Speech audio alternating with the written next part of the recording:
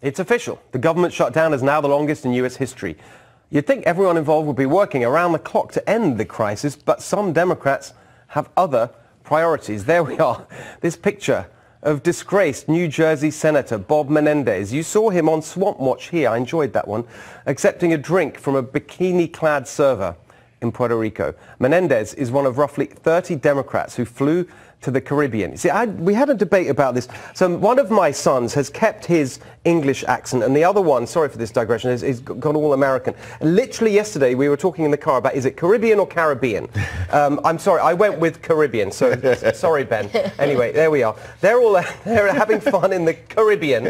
And this crisis, it's of course there are so many angles to it, but I do think it's important to start with the human aspect, Tommy, of the fact that, you know, you've got these people who work for the government, whatever our views on whether the job they do is useful or not useful, we want to cut government or whatever, it's real people who are now really suffering. Of course it's real people, but again, I want to allude to that image that we saw because you can never really unsee that. So thanks for showing the world that, because I'm sure we all wanted to see it. I'm waiting for Nancy Pelosi's bikini photos. Oh my gosh. But that's for another time. Maybe she'll go to Puerto Rico next. But, you know, they were saying in hotel rooms that cost in excess of $400 a night. They're going to Hamilton Broadway shows. I mean, they're living it up. But in front of the cameras, they tell us how sad they are for the federal workers, and they cry and they moan, and it's all Trump's fault. That's and then they go take on that. party, and it's amazing what they can do when they're on camera. The Trump supporters are the smelly folks in Walmart that I mentioned in the last segment, right? But we get to go to Puerto Rico. We have the pina coladas. And yeah, they might miss a paycheck,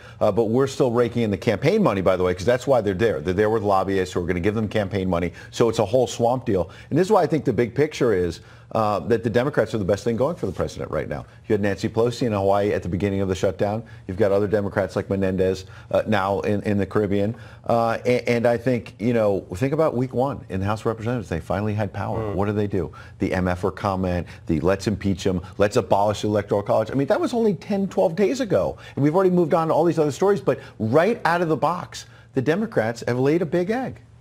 So let's move to some kind of deal. We'll talk about the emergency thing in a second, but before that, short of that, the deal that might be done. What do you think a deal looks like, Charlie? Well, the Democrats have to want to make a deal, and look, they're in a very tough predicament because a wall in the way that the president envisions it will harm their future political ambitions. They see that illegal foreign nationals entering the country, whether you call them line cutters or border jumpers or just illegal immigrants, whatever you call them, they see them as future voters. And even worse and more sinister, they see them as political talking points that, oh, look at these, you know, DACA 2.0. So for them, the wall is a problem.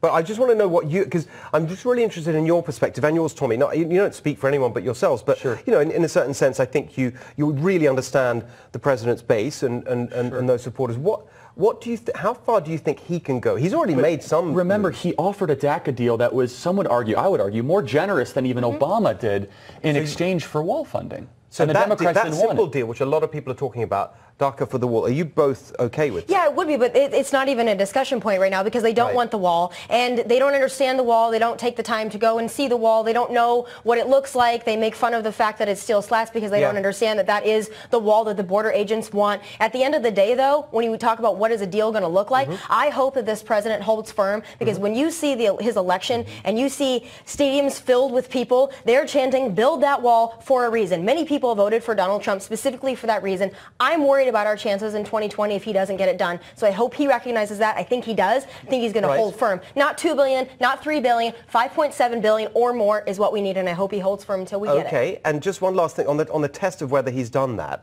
How are you measuring it? Is it literally a certain number of miles built, or that you just indicated maybe it's the money? I mean, what would you say, right, he's done it, that's good enough for me? It's the money to continue funding. I mean, many people don't understand, like I've told you before. In San Diego, there is fencing, that landing mat fencing is being replaced. As we speak, they are replacing it with old funds. They need more, though, to finish replacing that old landing mat style that the illegal immigrants are pushing down on a daily basis. They need to finish the wall. They need to add the more steel slats filled with concrete. They need to continue that progress and put wall where a wall wall is possible, and that will be success for this president. And by the way, I want to make sure we put up on the screen, because Karl Rove had some really interesting data this week on the success of the wall that's been built over the last few years in reducing illegal crossings in various places: San Diego, El Paso, Tucson, Yuma. These were really big numbers in the reduction. You know who had good data on that as well? Jim Acosta. Yeah, exactly. Did you see that exactly. tweet? That was his data was basically like, I'm standing in front of part of a wall, and it's really safe here. It's the word tranquil. So he made the case pretty well. It's just make the border tranquil again. And also, I think there's an untold part of this shutdown story, which is that in previous shutdowns, you've heard this screaming of, oh my gosh, we can't live without government. And I know you talk about big government a lot. And this time, it's only a partial. It's not the whole government. But there's not that much of a hue and a cry about it. And I think the real Democratic fear is that maybe we can live without such a big government. I just want to it's not impacting as many people as they claim. Shout out to someone, friend of ours, Kimberly Strassen in the Wall Street Journal. She had a really, really good detailed piece on the fact that the administration really prepared for the shutdown to make sure that that was the kind of reaction. And as you mentioned, Steve, and you're absolutely right, we can't minimize the people who are going to miss a paycheck. This is a big deal. And if this drags on much longer, this is going to have real impact. But the idea that we can't live without this government, that really scares liberals, that all of this federal spending, maybe there's some places to cut. So I just want to get you all quickly on the emergency declaration question. Not much more time than for a yes or no. I support it. Super quick point. We've seen very little polling this week from any of the media outlets intentionally. They're withholding polling data, in my opinion, because I think he's trending positively. Notice right after the Oval Office address, you did not see the snap polls you usually see. I think that the American people are coming more in this direction. That's why you've seen the absence of polling. Right. So you'd say yes to the national emergency. It's been an emergency for decades. Tommy, critics would say, fine, it's a good statement, but it means the wall won't actually be built because of the legal challenges. I think it's the message that's most important, and like anything from this president, the message to his base and to the American people is what's most important, and it is an emergency. So if it comes to that point and they won't come to the table, this president's going to do what it takes. It might boomerang if you have a Democratic president, though. They're going to call national emergencies on socialized medicine, all kinds of things. Very good. Thank you all. We have 55 miles of fencing in this sector. We started a job in 2006. We need to finish that job. We've got the personnel, we need the technology, we need the resources, we need the infrastructure in order to control this border and manage it. Part of our area is covered with some fencing on our east side. That accounts for about 6% of our traffic. Where we have no fencing, over 90% of our traffic occurs in those areas. All right, a lot of Border Patrol agents are directly affected by this ongoing border, kerfuffle here, and a lot of them are not getting paid, but they feel so passionately about it. They think that the president should get it what he wants, even if it means in the interim they're going to be in a world of financial hurt.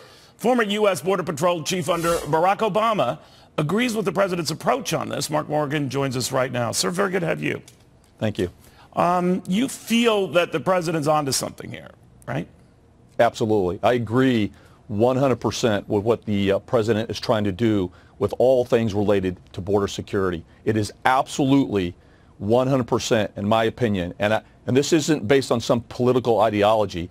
Neil, this is based on 30 years of governmental service. This is based on walking some of the same ground that you saw the president working, talking to the ranchers, talking to the landowners, talking to United States Border Patrol agents who risk their lives every single day doing that. And I'm telling you, this is absolutely a national security and humanitarian crisis along the southwest border.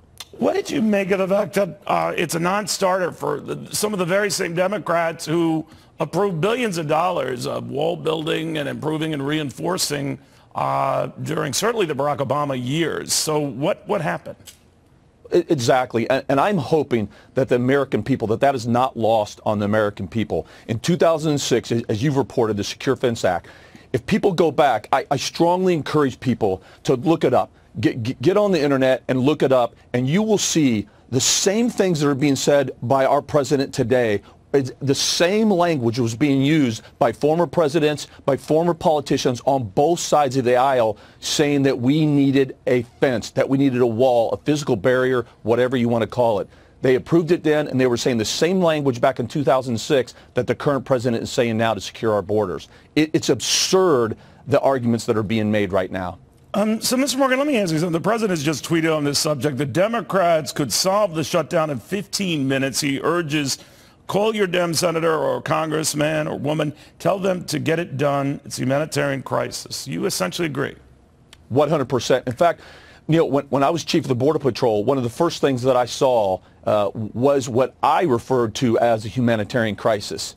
And what's ironic about that, it started in 2014 when we saw the demographics of those coming across our southern borders change, meaning we saw an influx in family units and unaccompanied minors. And it was then also across the aisle on both sides that referred to this as a humanitarian crisis. It was then, and it still is now. We have a dual-headed issue there, both on the national security side, but also on the humanitarian side. He's absolutely correct. So let me ask you this. When you were working under the Obama administration, was there ever any pressure when it came to a wall or something like that on putting money toward a physical structure? Or did they look at alternatives, either technology, electronic fencing, drones, that kind of stuff? Neil, that's a great question. And what I could say is, if you go to the men and women of the United States Border Patrol, if you go to, overall the Customs and Border Protection on both sides of the House of Leadership, go to Kevin McAleenan right now, who is leading as a commissioner of CBP, who is an intelligent man and a patriot. Nothing has changed, Neil. The strategy that they put forth a long time ago of infrastructure, technology, and personnel, that multi-layered approach, that's what it's been since the beginning, and that's what it is still today. And the reason why is because that multi-layered approach, including the wall, works. And what I would like to say is, some people will mention, well, why don't we just use technology? Well, how about we just get additional personnel? Well, those things work, but in and of themselves, it doesn't solve the problem. So what I've been trying to tell people is, we need to do it all, including the wall. All right. We'll watch very closely. Mark Morgan, thank you for taking the time. I appreciate it. Thank you.